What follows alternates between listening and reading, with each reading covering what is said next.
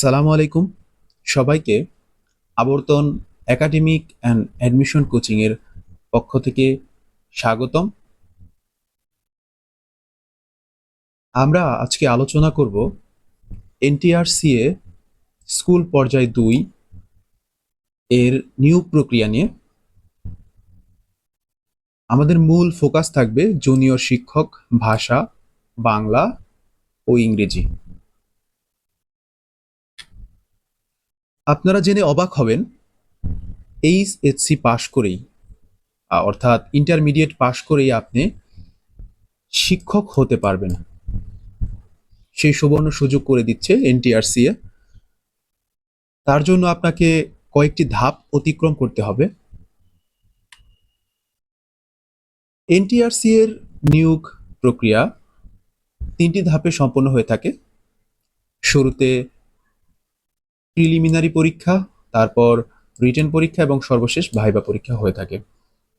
এখন আমাদের স্কুল পর্যায় 2 অর্থাৎ জুনিয়র শিক্ষকের জন্য প্রিলিমিনারিতে 100 নম্বর, যেখানে বাংলায় 25, ইংরেজিতে 25, সাধারণ গণিত 25, সাধারণ জ্ঞান 25, অর্থাৎ 4-25-এ 100। রিটেন এবং ভাইবা নিয়ে আমরা আরেকদিন আলোচনা করার চেষ্টা করব ইনশাল্লাহ।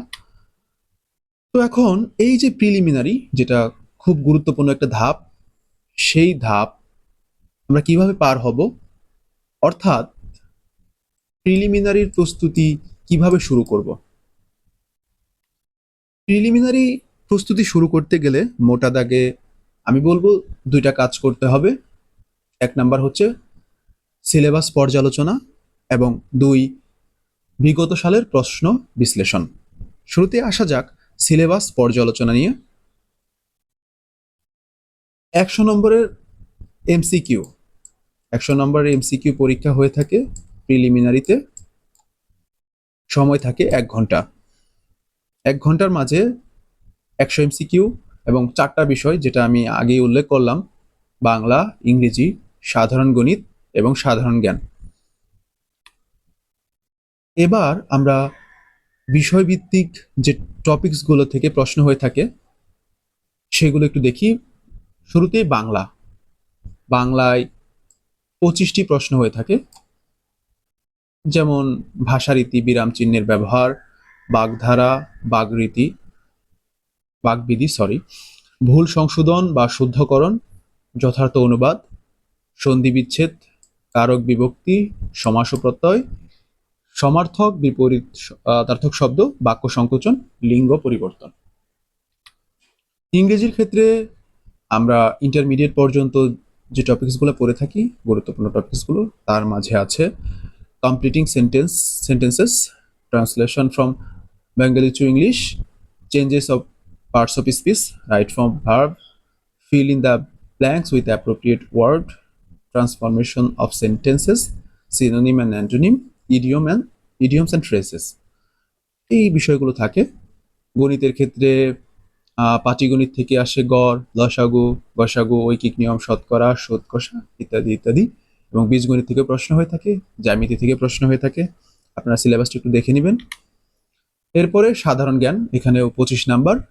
বাংলাদেশ বিষয়াবলী থাকে, আন্তর্জাতিক এবং চলতি যে ঘটনাবলী অর্থাৎ কারেন্ট অ্যাফেয়ার্স। এছাড়া বিজ্ঞান ও প্রযুক্তি থেকে কিছু প্রশ্ন হয়ে থাকে, রোগ ব্যাধি সম্পর্কিত মৌলিক জ্ঞান। তো আমরা ধাপে ধাপে এই টপিকসগুলো নিয়ে আলোচনা করব ইনশাল্লাহ। আরেকটা ব্যাপার হচ্ছে, খুব গুরুত্বপূর্ণ একটি অংশ হচ্ছে বিগত সালের প্রশ্ন বিশ্লেষণ। অর্থাৎ বিগত 5-7 বছরের প্রশ্নের প্যাটার্ন দেখলেই আপনারা ধারণা পেয়ে যাবেন যে আসলে প্রিলিমিনারিতে কিভাবে কোথা থেকে প্রশ্ন হয়ে থাকে। আমি অনুরোধ করব যে প্রশ্নগুলো ব্যাখ্যা সহ পড়বেন, এখান থেকে অনেক কমন পড়ে যেতে পারে।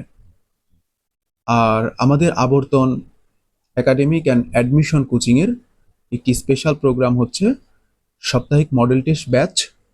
সেই মডেল টেস্ট ব্যাচে আপনি চাইলে অনলাইনে অথবা অফলাইনে ভর্তি হতে পারেন। তো আমাদের অফলাইনে ভর্তির ক্ষেত্রে আমাদের 3টি এক্সাম সেন্টার রয়েছে। গাজীপুর সদর উপজেলার পীরজালি এছাড়া মণিপুরে আর ভাওয়াল মির্জাপুরে। তো আমরা সাপ্তাহিক ছুটির দিন অর্থাৎ শুক্রবারে মডেল টেস্টটা নিয়ে থাকি বা নিয়ে থাকবো ইনশাল্লাহ। তো বিস্তারিত জানতে আমাদের সাথে যোগাযোগ করতে পারেন, আমরা নাম্বার ডেসক্রিপশন বক্সে অথবা কমেন্ট বক্সে দিয়ে দেব। এছাড়াও আরও কোনো জিজ্ঞাসা থাকলে, পরামর্শ থাকলে আমাদেরকে জানাবেন। সবাইকে ধন্যবাদ। আসসালামু আলাইকুম।